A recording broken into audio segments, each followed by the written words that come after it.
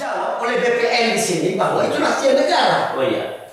Tanah yang di depan dan belakang sudah diganti, yang tengah ada ibu-ibu ini tidak diganti. Mereka berikan satu surat kepada saya bahwa pengadilan, dan saya nyatakan tegas di situ. Saya tidak percaya pengadilan yang mengadili kasus tanah rakyat kecil di Indonesia, atau lembaga pengadilan model apa, yang dia punya hakim-hakim itu harus direkrut bahwa sekali mereka putuskan dalam sidang itu paling ahli. Sebelum lanjut nonton video ini, jangan lupa tekan tombol subscribe, nyalain loncengnya, like, dan share ke teman-teman kalian.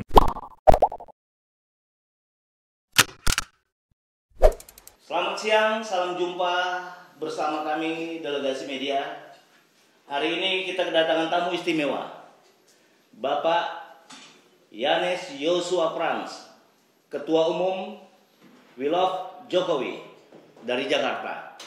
Sebuah kehormatan kepada delegasi grup yang hari ini berkunjung tokoh, penggagas dan penggerak kemaslahatan masyarakat rakyat banyak di Indonesia. Bersama kami Bapak Yanes Joshua Frans. Selamat datang, Bang. Selamat, Pak. Terima kasih banyak sudah mengundang saya di sini atau saya hadir di sini. Terima kasih Pak Tan, podcast. Terima kasih banyak. Oke, sahabat delegasi sekalian, suatu kebanggaan pada kita, orang yang sangat dekat dengan Pak Jokowi pada saat ini hadir di podcast delegasi, yang mana kita banyak akan mengulas berbagai hal terkait dengan kebijakan pemerintah Presiden Jokowi terkait permasalahan tanah dan penghapusan pergerakan para mafia di Indonesia. Bisa diceritakan Bang Yanes apa yang sudah dilakukan dan apa yang akan dilakukan ke depan dalam rangka mendukung kinerja Bapak Presiden Jokowi sebagai tokoh penggerak? Baik.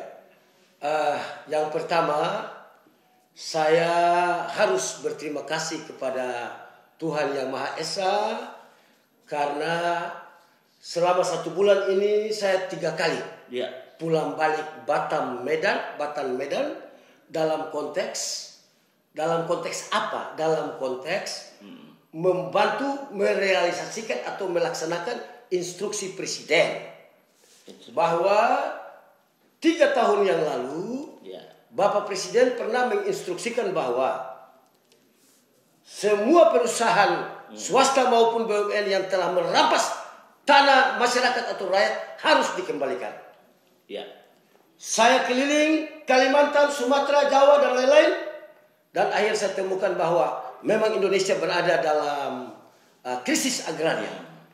Terakhir sekali Bapak Presiden pun juga memberikan instruksi melalui video yang sangat jelas, semua mafia tanah harus ditangkap, siapapun dia.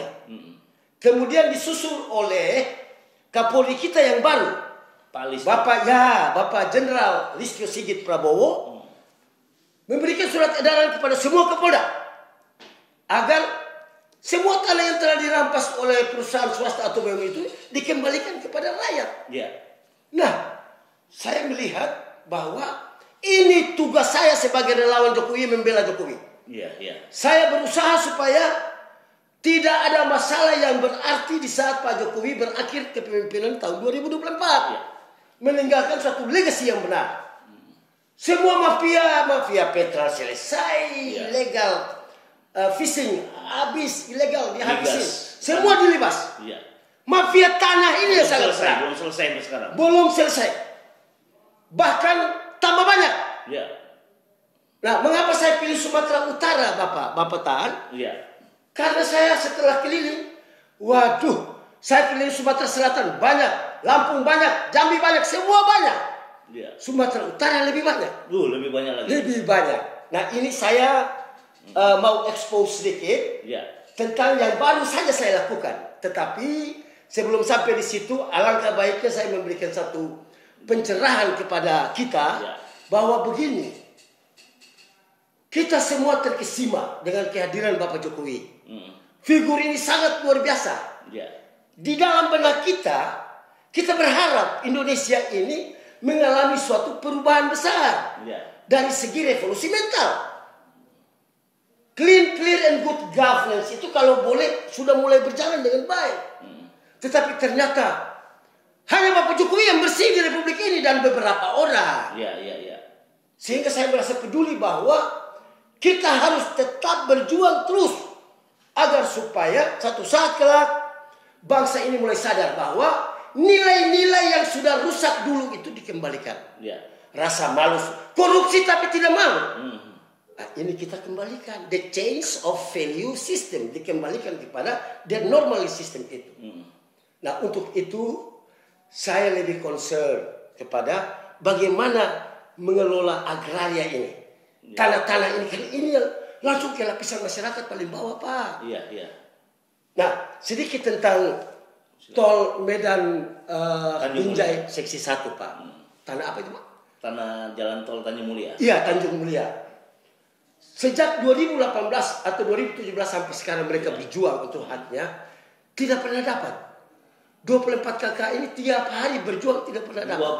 24 kepala keluarga 24 yang tidak menerima. Tidak menerima. Terima kasih. Selalu dijawab oleh BPN di sini bahwa itu rahasia negara. Oh iya. Tanah yang di depan dan belakang sudah diganti, yang tengah ada ibu-ibu ini tidak diganti.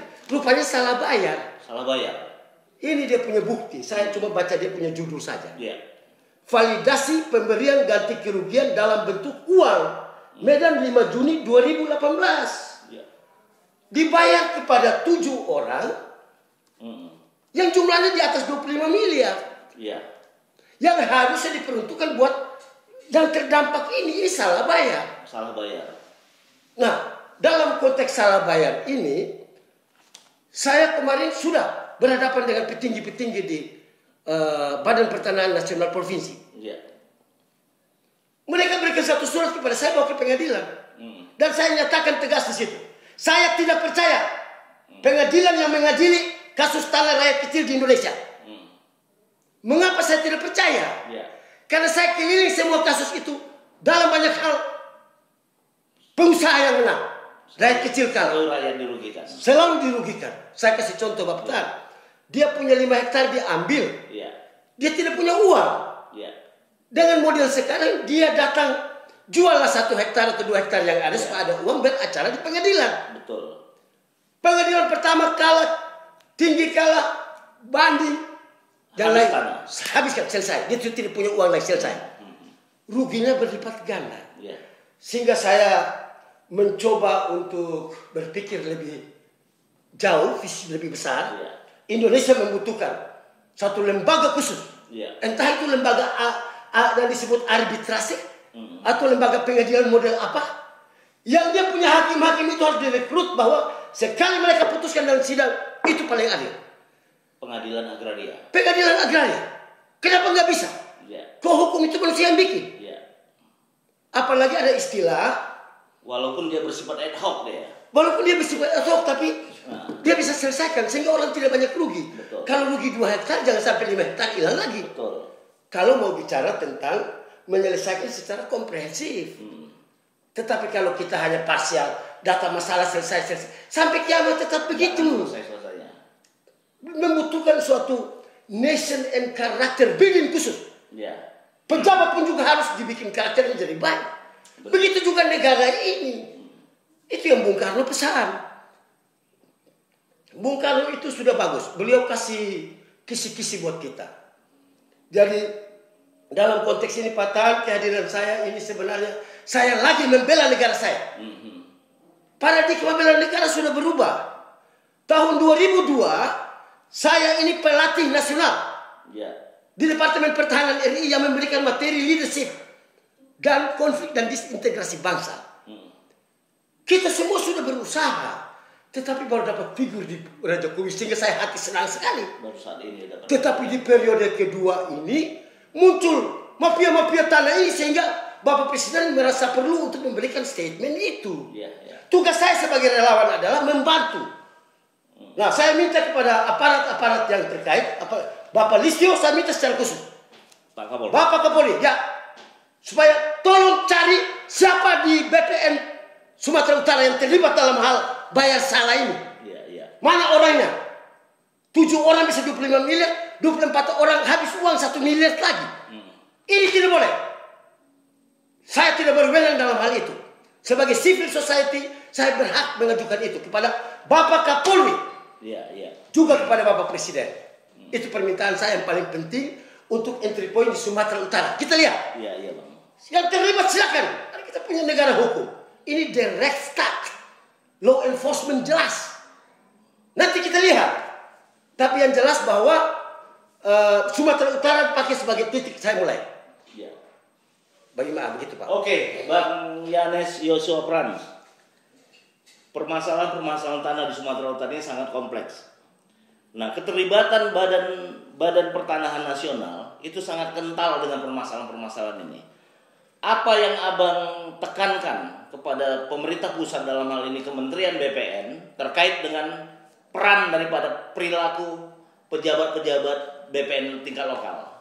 Terima kasih banyak sekali. Ini pertanyaan sangat bagus yang sering saya tunggu-tunggu, tapi banyak orang tidak bertanya seperti itu. Saya akan menjawab. Yang pertama, kita sementara menuju kepada clear and good governance. Kalau di swasta namanya good corporate. Ini menunjukkan bahwa tidak sembarang kita merekrut orang-orang menjabat itu. Dia harus melewati suatu rekrutmen sistem yang mengarah kepada sana. Yang tadi saya sebut.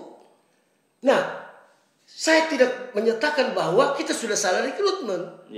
Tetapi karena bangsa ini belum direvolusi mentalnya, dia lihat uang banyak begini, bisa digunakan, dia bisa tergoda. Untuk saya tidak bisa tergoda. Benar. Ini yang jadi masalah sehingga revolusi mental itu harus ada. Pak Sofyan Jalil itu sudah 2 periode. Betul. Mungkin monitor, fungsi kontrol mungkin tidak sampai di bawah, saya tidak tahu. Yang jelas bahwa di bawah ini kacau semua. Bukan baru sini saja, saya baru kembali dari Langkat.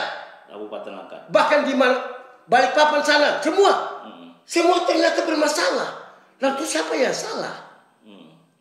Kita tidak boleh kasih salah orang lain. Coba secara internal dulu. Jadi self control.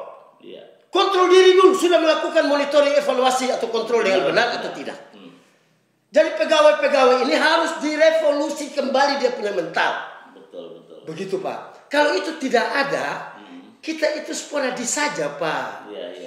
Tidak punya satu grand strategi yang besar dalam konteks mengatasi krisis agraria ini.